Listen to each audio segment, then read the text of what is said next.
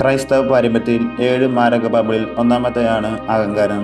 ദൈവം നൽകിയ കഴിവുകളെയും സൗഭാഗ്യങ്ങളുടെയും സ്വന്തം നേട്ടമായി കാണുന്നതും മറ്റുള്ളവരുടേക്കാൾ താൻ ഉന്നതയാണെന്ന് ചിന്തയുമാണ് അഹങ്കാരത്തിൻ്റെ അടിസ്ഥാനം.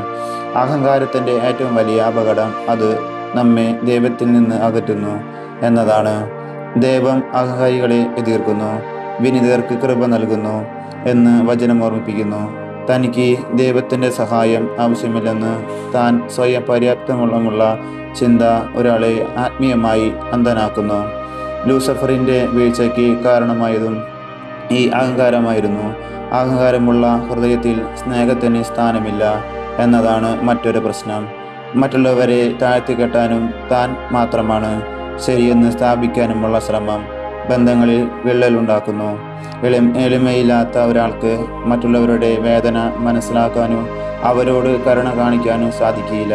കർത്താവേ, എൻ്റെ ഈ ഹൃദയത്തിലെ അഹങ്കാരത്തിൻ്റെ വേരുകളെ പിഴുതെറിയണമേ. നിന്നെപ്പോലെ സൗമ്യയും വിനയമുള്ളവനാകാൻ എന്നെ പഠിപ്പിക്കണമേ. എല്ലാ നന്മകളും നിൻ്റേതാണെന്ന് തിരിച്ചറിഞ്ഞ് എളിമയോടെ ജീവിക്കാൻ എനിക്ക് കൃപ നൽകണമേ. ആമേൻ.